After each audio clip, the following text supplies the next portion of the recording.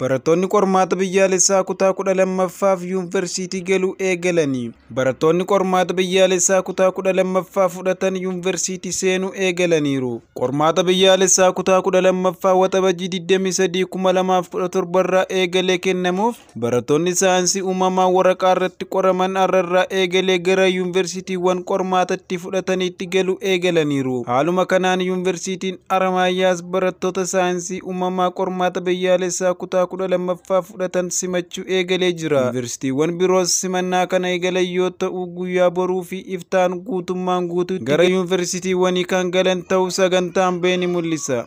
Barattoonni qormaata biyyaalessaa kutaa 12ffaaf yuunivarsiitii galuu eegalanii. Barattoonni qormaata biyyaalessaa kutaa 12ffaa fudhatan yuunivarsiitii seenuu eegalaniiru. Qormaata biyyaalessaa kutaa 12ffaa waxabajii 23 2017 irraa eegalee kennamuuf barattoonni saayinsii uumamaa waraqaa irratti qoraman irraa eegalee gara yuunivarsiitiiwwan qormaatatti fudhataniitti galuu eegalaniiru.